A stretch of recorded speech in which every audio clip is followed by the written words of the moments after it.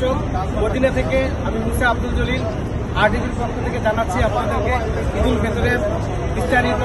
যারা এখানে ঈদ করতে আসতেছেন তাদের কেমন লাগছে। এর মধ্যে একজন যুব উদ্যোক্তা আছেন, তিনি দীর্ঘ দিন যাবৎ এখানে কাজ করেন এবং শত শত লোকের কর্মসংস্থানের ব্যবস্থা করতেছেন। আসে দেশের মানুষকে কাছে পেয়ে তার কেমন লাগছে তার কাছে জানতে যাবো। আপনার সাথে জানতে চাই, আপনি আপনার বিস্তারিত বলবেন এবং আপনার কেমন লাগছে মদিনাতে ঈদ করতেছেন এলাকার লোকজন নিয়ে, এই ব্যাপারে আপনার অনুভূতি কথা বলুন।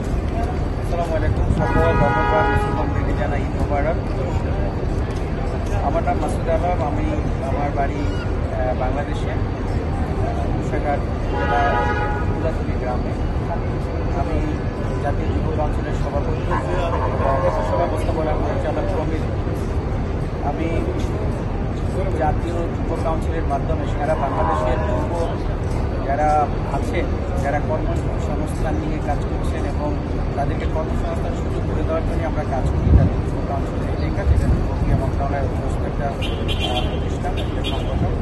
এখানে সারা বাংলাদেশের সমস্ত যারা আছে, তারা 5 সমস্ত আছে এখানে, যাদের বয়স 18 থেকে 35 বছর, তাদেরকে নিয়ে মূলত আমাদের কাজ। তাছাড়া আমাদের অনেক ব্যবসা প্রতিষ্ঠান আছে, সেখানে নগরহাট বাংলাদেশ লিমিটেড, রানি লিমিটেড থেকে শুরু করে 13টা প্রতিষ্ঠান আছে। সেখানে আমরা হাজার হাজার মানুষের দিয়েছি।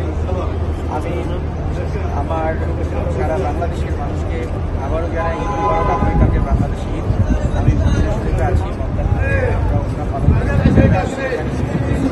আজকে সবাই মিলে সকালে নামাজ পড়েছি। হাজার হাজার